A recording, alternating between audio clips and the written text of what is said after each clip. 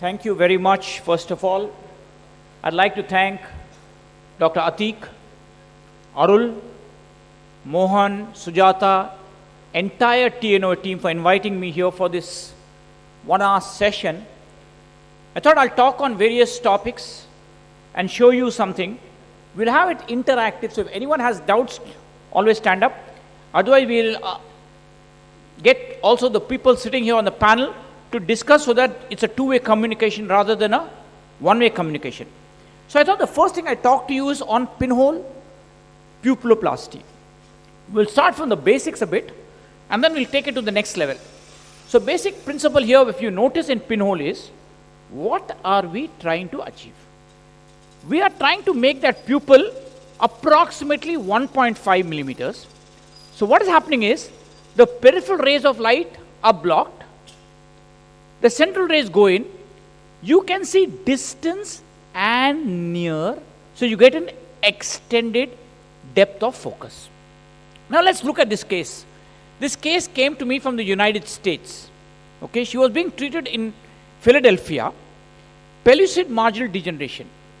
A tucked-in lamellar keratoplasty was done some years back. The vision was counting figure 1 meter. Now you get such cases like this, pellucid marginal degenerations, etc. What I want you all to do is this. Check the holiday pentacam report.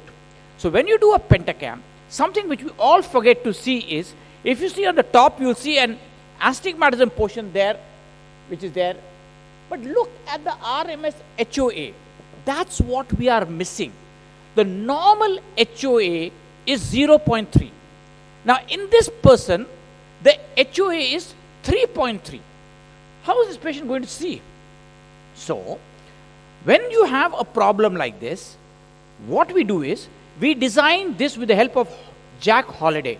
Because when we started pinhole, I'll be very honest to all of you, I mean, my optics sucks, to be honest. It's so bad.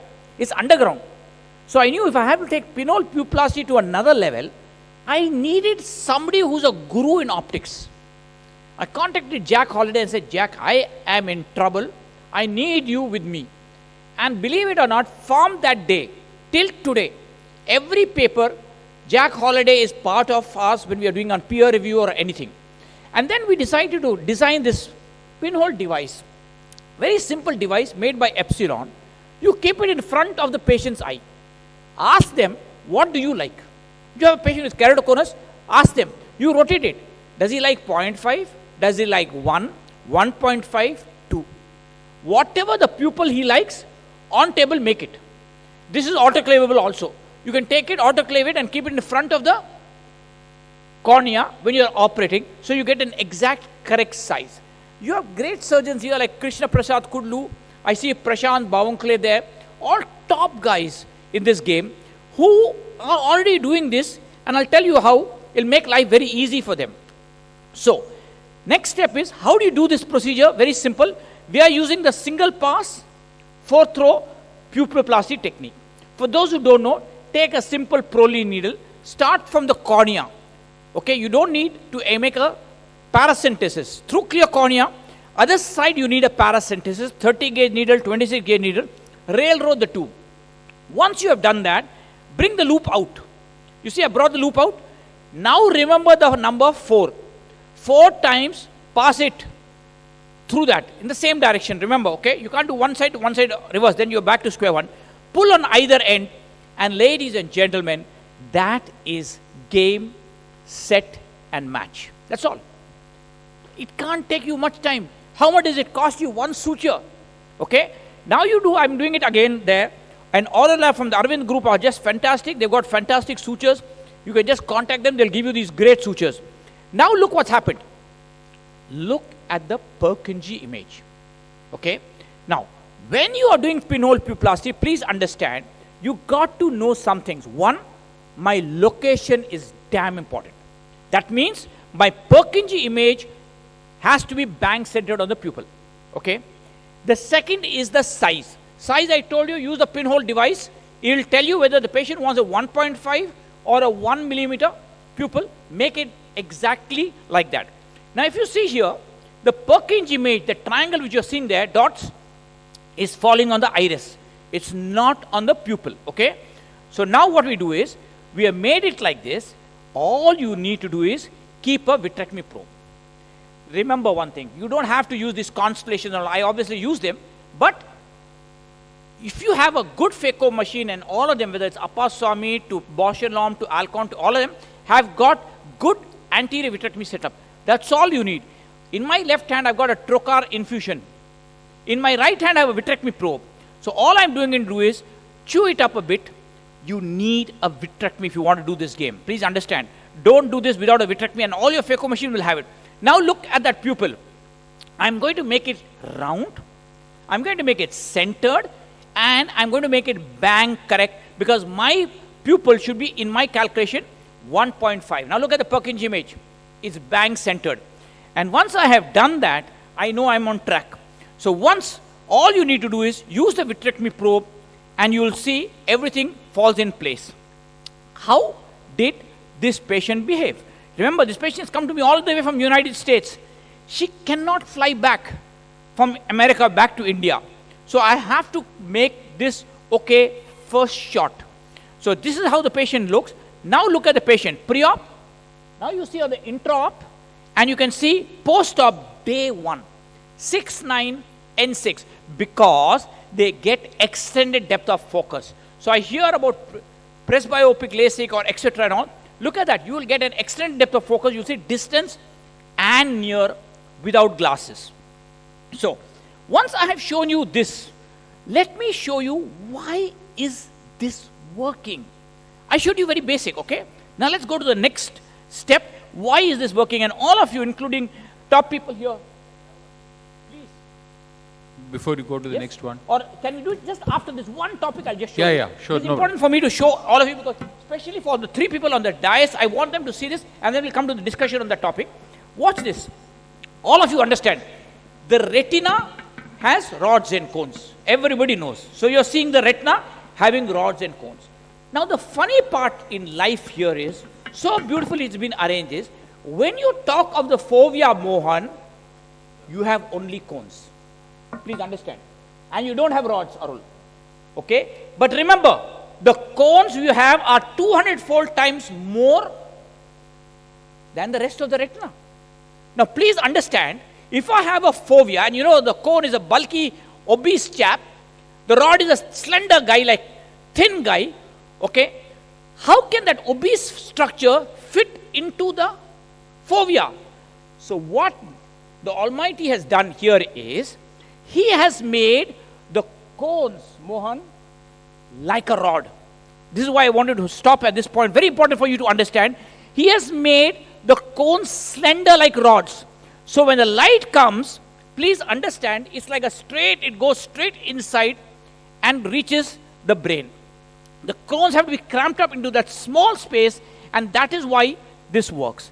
So remember this, very important is that in the fovea you have cones only. And then there's one more point which I'll just mention, and then we'll stop for some time to discuss with Mohan. Yes, Mohan. Very nice video. Pinhole pupilloplasty we've been doing. The only concern many people ask me is that how do you examine the retina post-operatively? Fantastic. Yes. So I'll come to that point also. So remember, there are 4 machines which can do this. Through a 1 millimeter pupil, you can see 163 degrees aura to aura approximately through a 1 millimeter pupil. One is we use the Nidec Mirante, okay? But you have the Optos, you have the Zeiss, and you have the Heidelberg machines. All these 4 are laser scanning ophthalmoscopes which will find out the retina from aura to aura through 1 millimeter pupil, and I'll show that also in my presentation. Okay. Now let's take another case for us to understand. Look at this patient. Patient comes to you with RK, and you can see astigmatic keratotomy marks also present there. Can I have that video, please? Video on. AV guys. Chenip. Yep. Okay. So now, look at this. You have here the RK, and this is the AK marks there. So now this patient comes to you, fixed dilated pupil, pseudophakic, okay? The patient is already pseudophakic, high order aberration. But look at the HOA. That's 10.9. That's crazy. Okay, I told you normal is 0.3. Astigmatism is about 7. But look at the HOA, it's crazy. So now why I'm showing you this video is, we also brought out a technique here. You see this. I catch this, instead of doing the fourth row, we are going from behind the iris. The needle also goes behind the iris. So in other words, here, this is reverse fourth row pupilloplasty. In other words, what we are doing here is like single pass, but the knot is now behind the iris. So if you are doing a case of endothelial keratoplasty and you don't want your graft hitting the suture tails, you do the reverse fourth row pupilloplasty. And I'm just showing this to you in a second here, how we are doing this. And you will notice here, look at how the track of the suture moves. Okay, then you will understand my point. It goes first behind the iris, comes in the front, again behind, and that's how the knot goes behind the iris rather than in front of the iris. So this, ladies and gentlemen, is reverse fourth row pupilloplasty. The remaining is just the same. If you see that animation on the top, how the knot, instead of being in the front, is in the back. Now, when you do many of these, the game plan is what? You want to make the pupil 1 to 1.5. Simple formula, if you have an HOA of 5 and below, I make it 1.5. And we publish this in the JCRS. And if someone has an HOA more than 1.5, more than 5, they will by and large go for a 1 millimeter pupil. This is an animation to show how do you do a single pass fourth row pupilloplasty, and Mohan is doing a lot of this with Sujata. Simple, remember the number 4. That's all. See, you don't need to do 3, 1, 1, etc. You just do it once and it's over. So I've done reverse fourth row. Remaining places I'm doing single pass fourth row pupilloplasty. The idea is simple. I want to make the pupil 1 millimeter. And look at that vitrectomy probe. That's a must. You need that to make that pupil where you want it. So now let's see how this patient behaved at the end of the day. See this patient. Another patient here. 636 vision after RK PPB, and this is 1 millimeter pupil. And look at this patient now here. That's what Mohan was talking about. Mohan, you were discussing me about the fundus through these people. You can see that it's about 163 degrees of the fundus through the Nidec Mirante, through that 1 millimeter pupil. So now, coming back to the other picture. Amar, you need a wide angle fundus camera. These are special laser ophthalmoscopes. Yes, laser scanning ophthalmoscope. Yeah. But they will do it for you beautifully. And you see that patient which I showed you just now, pre-operative 2/60, post-operative comes to 6. Now I want to welcome Atik here also. Atik, we're just covering up pinhole pupilloplasty. So while you are so busy, I understand, in this conference. Now, another question which people ask is, what is the difference between a pinhole IOL and a pinhole pupilloplasty? Why should I do that? First, remember, in a pinhole IOL, please understand, the size is fixed. I cannot change it. That's fixed. In a pinhole pupil, I can change the size, as I showed you just now, using the pinhole aperture, whatever size I want. The second thing is the location. The location is fixed. So if the patient has, let's give an example, inferior keratoconus, okay, and you put a pinhole IOL, I can tell you one thing, that patient is going to break your head. He's not going to be happy. With a pinhole pupil, I will make the pupil where the Purkinje image is, and that might be slightly inferior. Another thing is, if you have closed angle Mohan, as you can see in that picture there, all of you in the anterior segment OCT, you can see I'm making it open. Now there is the cost. Look, it's one suture, that's $800. Okay? If patient is pseudophakic, it does not matter. There's no FDA report required. And most important, can I reverse it? Yes, just take a YAG laser and shoot. Now look at this patient here. This patient came to us from Bangladesh. Okay? When I asked my doctors, okay, I was sitting on the OT and I asked them, okay, what is the HOA of this patient? They said 109. I said, hello, what are you talking rubbish? It can't be 109. Yeah, nobody can have 109 HOA. Okay, 0.3 can't become 109. And it was 109. Because the surgeon who had sutured that corneal wound had messed it up so badly, the patient had 109. Look at the astigmatism. It's about 40. Okay? So now I started taking up this young girl who had come to me, took out these sutures because I knew they were so bad. Once the sutures got removed, I said, let me do the Phaco portion and knock off this cataract also which is there because of the trauma. So you will see now the fastest Phaco ever possible. You'll just see it in a second. Watch this. I went in, and when I did my hydrodissection, and I go in then with my viscoelastic, now I go into the Phaco Pro, and you can see now in a second, gone. I was blinking. I said, hello, where did the nucleus go? Huh? I had to see it on AV again, on slow motion. You see that? Oh, it came out through the wound. I should have removed the sutures. Actually, I should have been shot for this. He's a terrible fellow I am. Stupid, actually. Oh. I should have left the sutures and removed the sutures. Through the wound, is it? Yeah, through the I wound. thought it went inside. Yeah. Came outside. See, now I think he's not going to call me again, by the way. Anyway, Amar, I want this video for my next OPL. Look, 80 OPLs the man has won. 80 OPL, ladies and gentlemen. Okay, that's phenomenal. And he's already thinking for next year's July OPL. Anyway, look at that. In slow motion, I'm showing this to you. So anyway, I resutured the whole thing up. Once I've done that, I put my IOL inside. And then you can notice, I will obviously, then I'll do look at the leak still. So obviously I have to do more of suturing present there. Once I do that, then I will decide to do a pinhole pupilloplasty. The message is what? You get cases like this, trauma cases. Can anybody give me a guarantee what the astigmatism in this patient is going to be? Nobody can give me a guarantee. If I make it pinhole, it does not matter. I don't care whether it is 5 diopters astigmatism, 20 diopters, I'm going to make it 0 anyway. There is no nomogram for me. It's so simple. You understand? So, if a patient comes to me like this, people will say, let's do PK. I said, no, let's not do PK, please. We have sent our paper for publication now, for peer review to JCRS, where we are saying pinhole pupilloplasty instead of keratoplasty. Yeah, obviously we will do keratoplasty in certain cases, but there are certain cases like this. Can I get away without doing a keratoplasty? Can I manage this with a pinhole device or pinhole system running? And that's where again pinhole pupilloplasty works, and you won't get this working with a pinhole IOL because in a pinhole IOL we can't assess. Yeah. I just want to ask you one this thing, because this is a corneal tear which has been very fresh corneal tear. Correct. Okay. I was wondering whether, because you should stabilize the cornea, wait for about 1 or 2 months and then do the pinhole pupilloplasty as a second sitting. Okay, so it's a good question. So what's Mohan's point? I have got a corneal tear.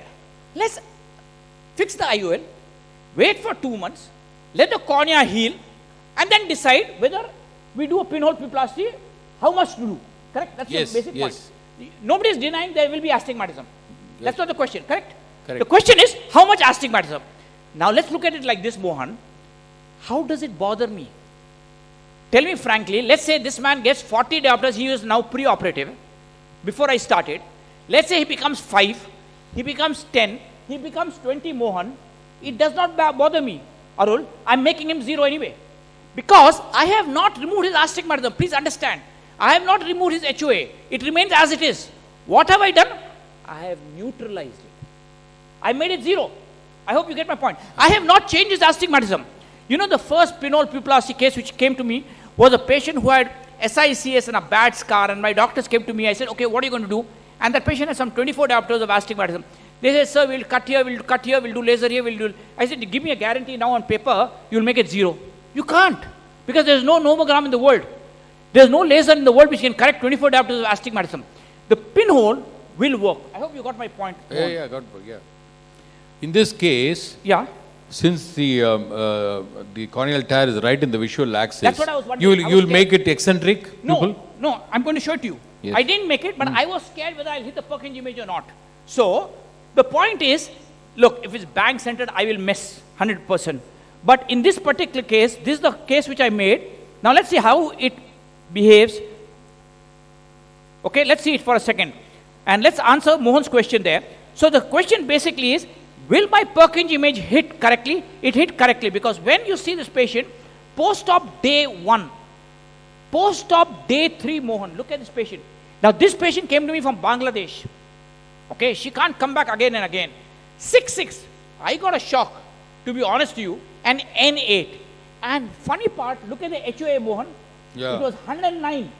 It became 5. Okay, Amazing. nothing what I did. What happened was, I resutured the cornea. Don't get me wrong, it's not the pinhole which has changed my HOA. It's the resuturing of the cornea which has changed the HOA. Small people also. No, no, that's not because of that. No, HOA no, remain as it no. is. HOA is. I'm not changing anything. No, HOA can increase when you dilate the. I understand your point. So little bit, yes, it can be, but from 109 to 5, Yeah. not going to happen. You know?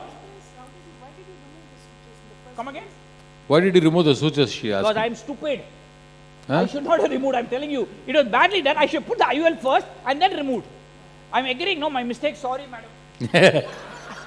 Mohan, That shows the humility. Yeah, every day I'm doing this to her. see, that's why we have happy marriages. Understand? I learned from Mohan. Okay, so now you got this game plan on. So now let's move on to something else which I thought I'll show you. Okay, so far so good.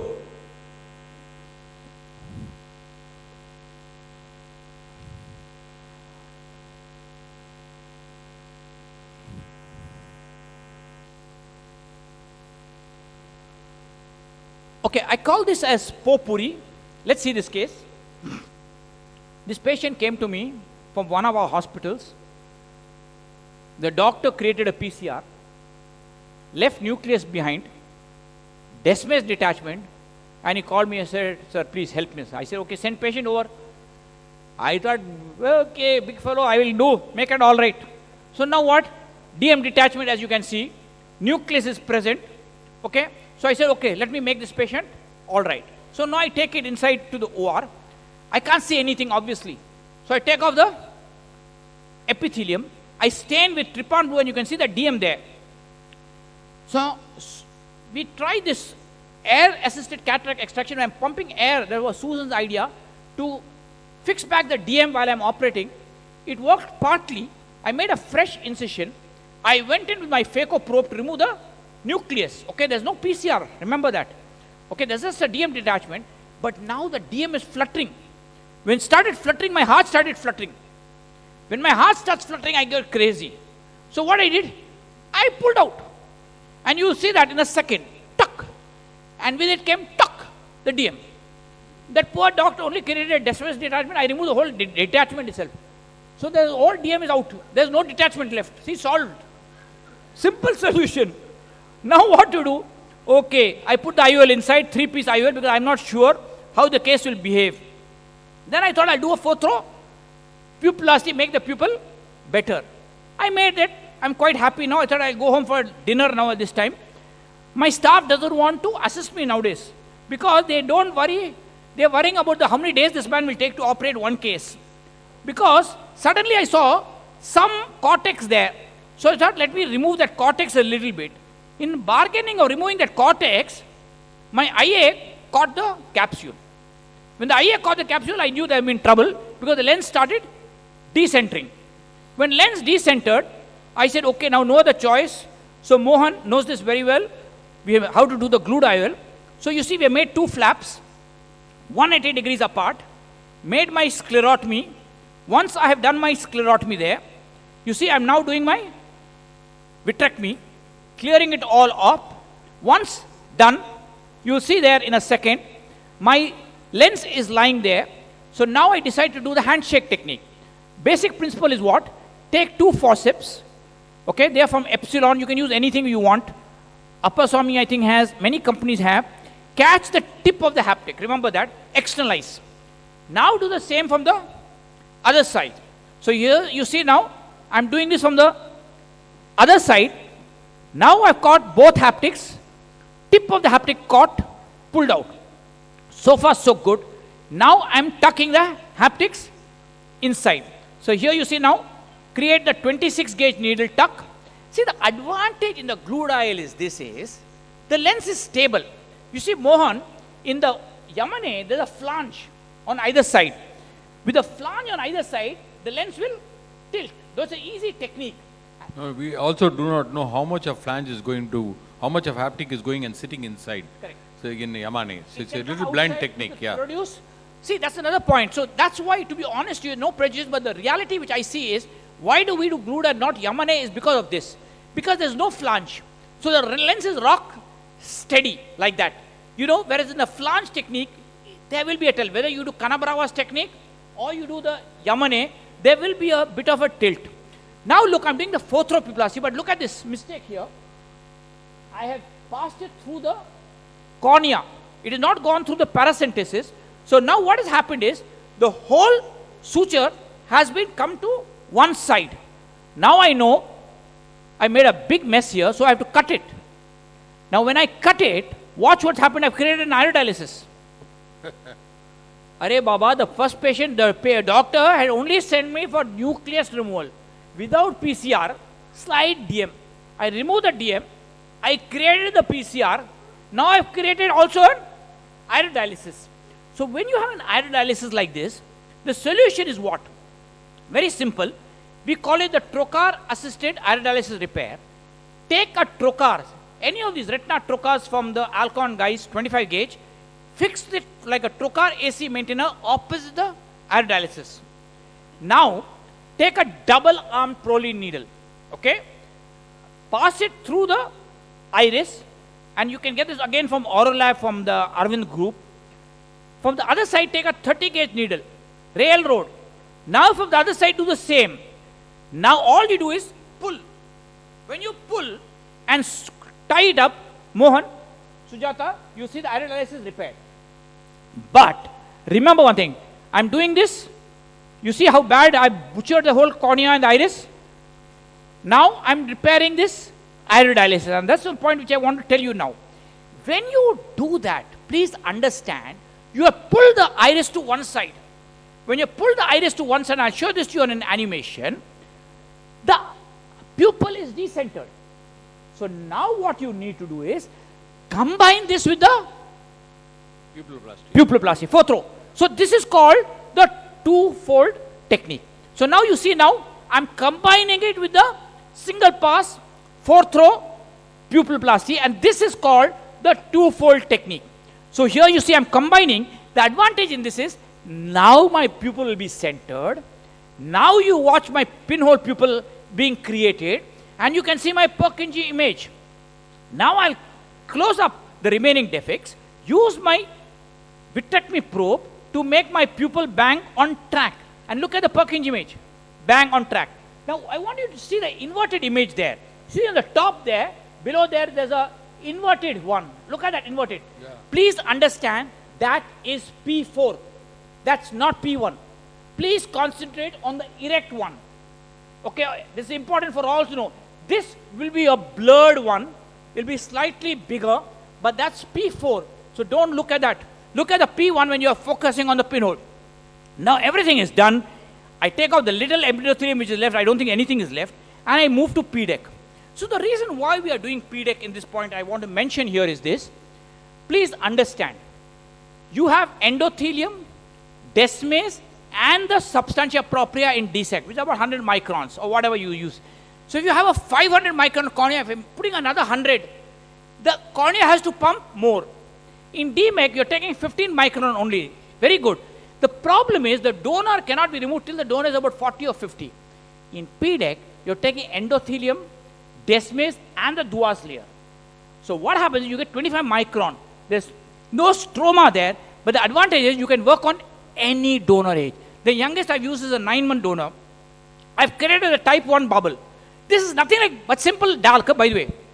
Like you create in dark bubble, you're creating here a bubble, only thing is inverted.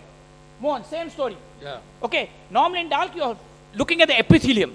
Here you're looking at the endothelium, but the same principle, okay? So remember that. It's nothing but the dark Anwar's bubble, okay? I've cut this graft, injected it inside. Now question comes, how did this patient behave? So let's see how this patient behaved.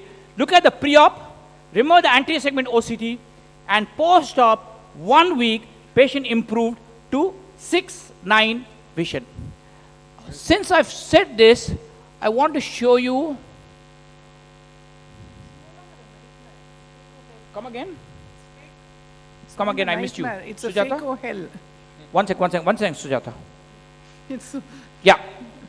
I said it's no longer a nightmare, it's a Phaco hell. It's the most difficult. Okay. This patient came to me from Iraq. Okay. Now, this patient had myopia and went to Iran. From Iraq, went to Iran.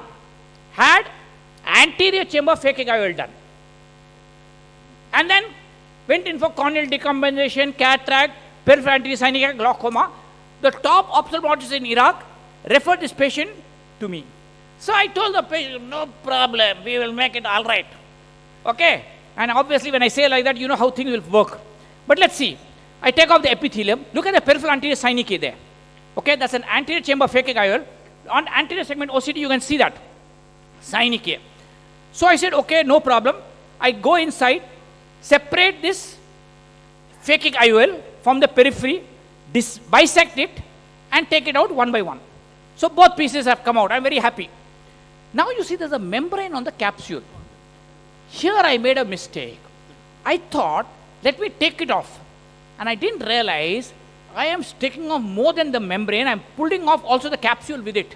And I didn't realize that. So I dilated with iris hooks. And here I'm seeing my anterior capsule itself is missing.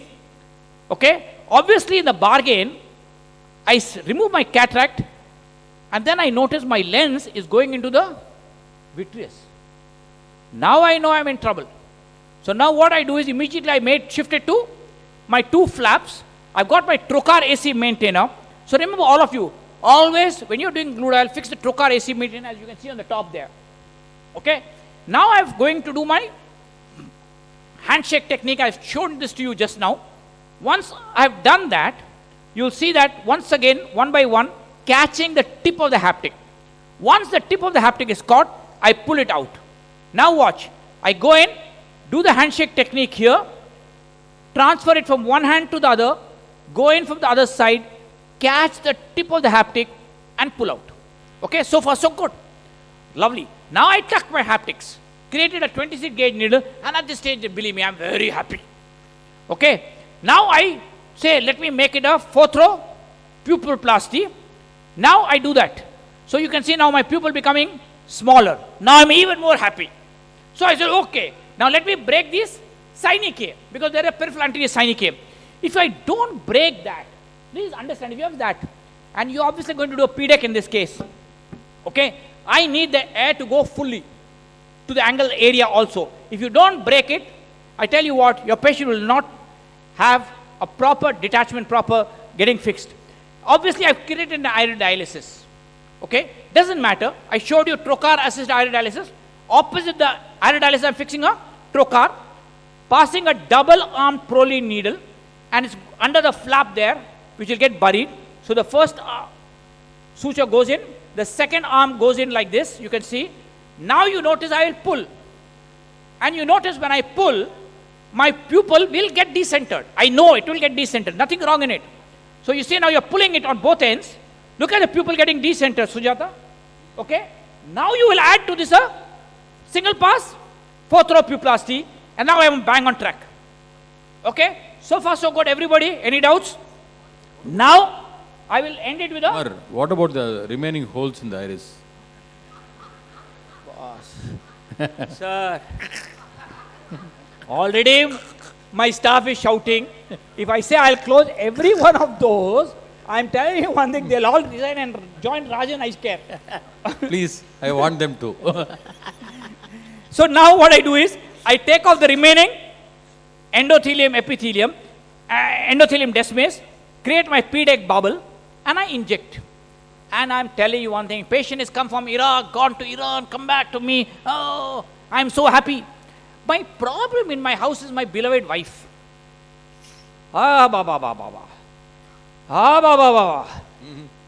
Suddenly she comes to me. What have you done? Post-op day 1. Patient is very good. Graft attached, clear. Cornea clear. Okay. Now what I do is, post-op day 4. Graft attached, cornea clear. I'm so happy. Then she comes shouting at me. Arey, you moron, what have you done? I said, what, beloved wife? What have I done? Patient not seeing. I said, what are you patient not seeing? Such a beautiful surgery done. She said, not seeing what beautiful surgery done. Huh? What are you going to go and tell the Iraq doctor now? Oh man. Then I realized my mistake. I messed up in the IOL power calculation. Oh man. Can you believe it? Now that patient is not seeing because my glued IOL power which I have put is wrong. Really I am dumb. The patient is a myopic patient. He has got a phakic IOL. Obviously, you don't have to be Albert Einstein to understand. He will go for, let's say, +8 or +9 IOL. Something like that. I've gone and put a 20 diopter IOL because I asked them what is the IOL power. They told me 20 and like a fool I put that. Arey, zero brain on top. So now question comes to my panel here. Now what do I do? Please understand, patient is come from Iraq. Okay, there is a visa problem. There is a hotel problem. There is a money problem he has. Okay, can I do smile? 5 days post-op only. Okay, I can't keep him indefinitely for 3 months. What is the residual power? Must be minus some 10 when? 10. 10, 12. She wanted to put another phakic IOL Another inside. Phakic IOL. After all this. No, IOL exchange. IOL exchange. Yes. Glued IOL. But remember one thing. There is a PDEC graft 5 days post-op. Let's be real. So question comes, a very good answer of Mohan. I said, listen, I can't do smile, I can't do LASIK. I can't give him contact lens back. And I can't send him back to Iraq because obviously I have to make this man all right. So what I said, this lady all right. So I said, as Mohan said, 5 days post-op or 1 week post-op, I said, let me fix the patient back. Count, you are asking what is the power? No, it was -10. Okay. So now, I have to break the pinhole pupilloplasty here, by the way. Okay, because I've created a pinhole. Okay, so I'm fixing my iris hooks, and now I'm breaking the pinhole.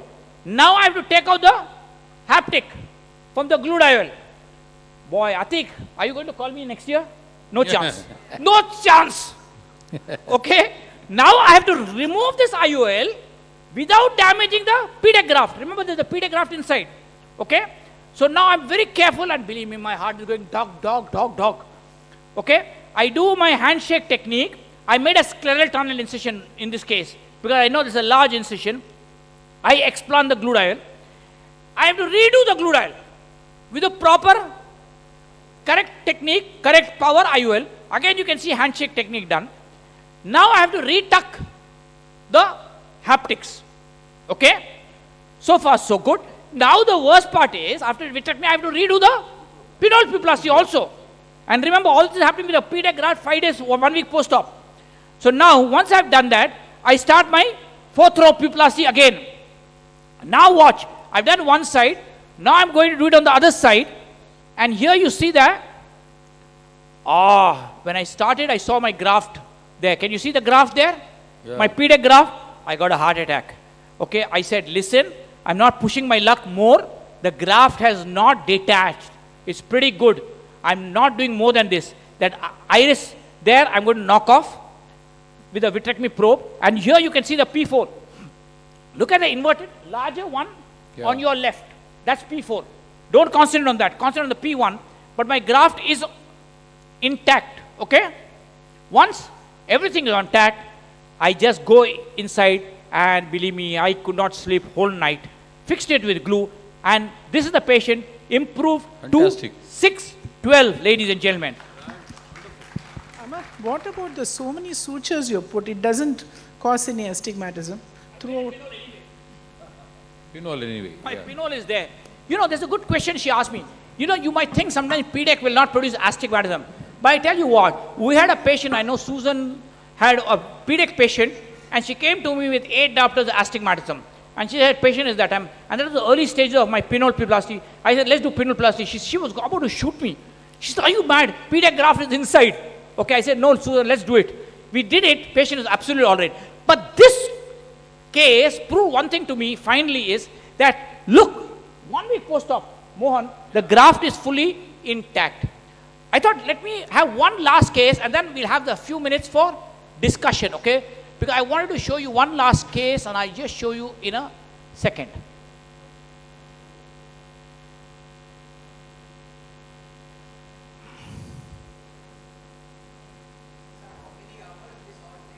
No, no, how many days? He's asking me how many hours the surgery took. No, no, no, how many days? Oh, you can't believe it. It's crazy. That's why my wife wants to divorce me. So, No, I'm going to show you this new technique. Amar, trifold. Before we see that, I just want to, because the iris is so fragile.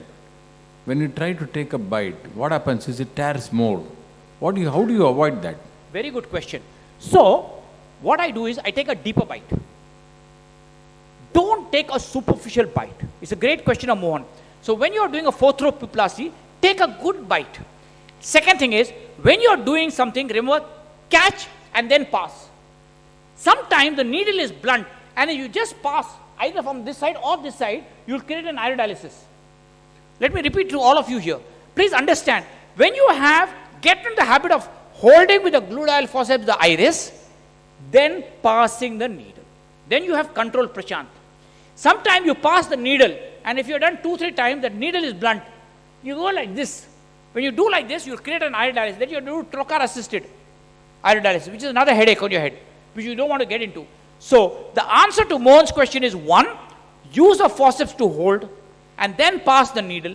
Second is, take a big bite. So, last video, ladies and gentlemen, and then we'll take questions from all of you. We started this technique called Trifold technique. Now, what happened was, a patient came to us from one of our hospitals where there was a gluteal, everything done, but the iris defect was too large. So, what is happening? I am not able to suture. It's tearing, Mohan, because the gap is too large from one end to the other. So, the question comes, how do I repair this technique? Now, look at this. Another case like that. I'm trying to do the single pass fourth row. Okay? It's another case. But see what's happening. Exactly what Mohan was talking about. I'm creating an iodialysis on the other side, because the gap is too much. So, how do you solve it? Look at this. Remember the trocar assisted iodialysis? Same principle. But here, you are not repairing the iridodialysis. You are repairing each pillar of iris defect. So, I am fixing the trocar there. Now watch. I am passing the double arm Proline needle. One end this coming out, one end coming out. And I am going to pull. Now look at that. Once I pull, the distance has become shortened.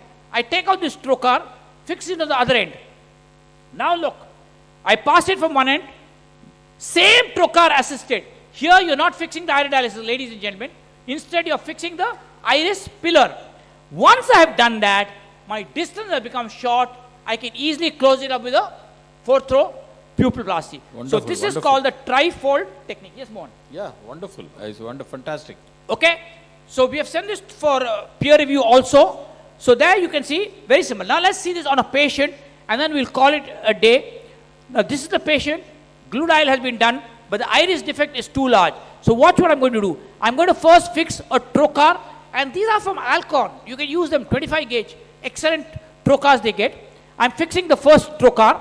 Once my first trocar is fixed, I'm going to take this double-armed Proline needle. Here you can see I'm passing it through the trocar so that the tissues don't get caught. Catch. Prashant, catch. Always. Then pass. Don't just pass. If you pass just like that, you'll get stuck. Okay? Once it's passed there, from the other side, you see I'm taking a 30 gauge needle. Now I railroad the two. You can see that? Now it will come out. I'll do the same on the one more. So I'll have a double arm, and you'll see the gap reducing clearly between the two. Here you can see now the first arm has come out. Now I'm doing the second arm. Once my second arm comes, you will see I'll be able to pull. And if you have it a superficial bite, I tell you what, it will tear through. So please have a good bite. Once I've done that, I'll do the same on the other side. And once you have done on the other side, now see the difference? I've tied this. Now I'll do it on this side. Take the trocar, fix on the other side. Once that is done, you will see the gap has reduced.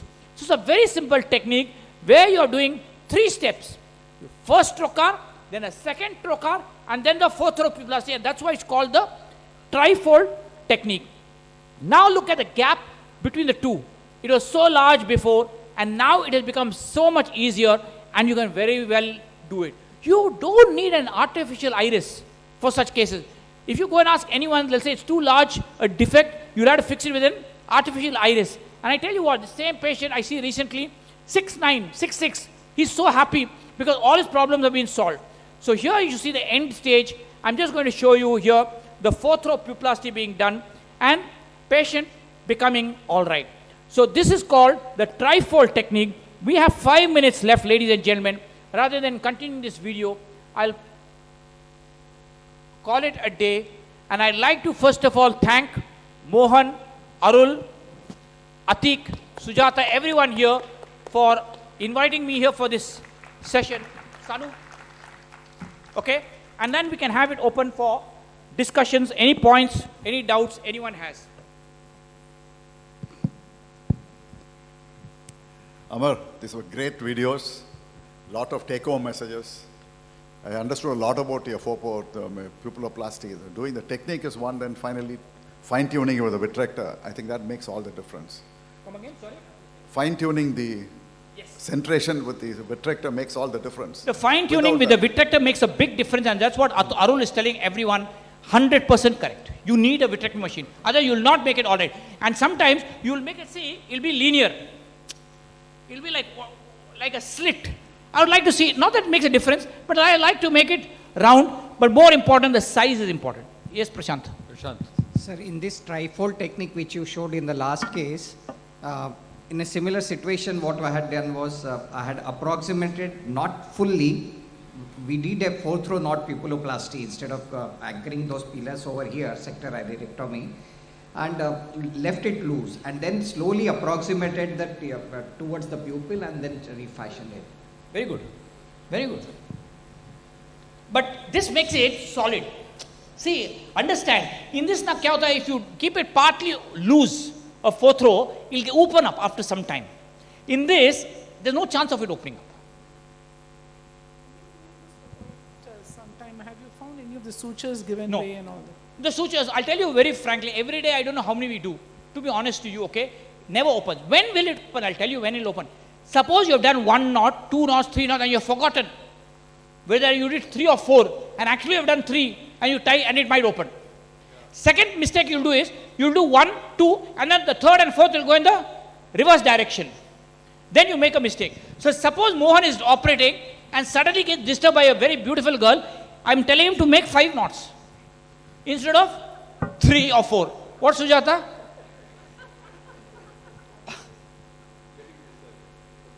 Anyone here? Anyone, any questions? All okay? Arul? No. I think it's been a real amazing session. Let's give a big round of applause to Amar and it's Thanks to Atik and Arul. wide variety of complications. But more importantly, I think you should not lose your cool, and there is a solution for everything. And fantastic techniques and the way he dealt in fantastic video quality as well. And really hats off to you, Amar, and you have been a great teacher, great surgeon, great clinician. It's very rare to get all the combinations in one. And you are a very rare blend, I would say, of everything. Thank you, sir. Yeah. So, in general, when we come for conferences, or at least when I make a video for a conference, I ensure everything is edited. Maybe a little bit of tremor, the Rex is running off. When I see it, I ensure it is perfect. To show one complication itself is very difficult in front of an audience. 45 minutes or 50 minutes showing the worst that can happen is actually what a teacher can do. I request a round of applause for such a presentation. Amar sir requests all of you to give a standing ovation, please. Hey, don't be silly. Thank you, everyone. And when I This is the best TNOA conference ever conducted, and I'm sure this is abnormal to get so many delegates and such a super venue and conference, and hats off to these guys. And this is very special to me. I have 2 of my teachers here. I did my DNB with Amar sir. Following, I was with Arul sir for some time, and 2 people who really supported me throughout the conference to do things were MR sir and Sujata Mohan. So this stage is extremely special and nice to me. Thank you so much, sir, for coming all the way. Wonderful session. Another big round of applause for Atik.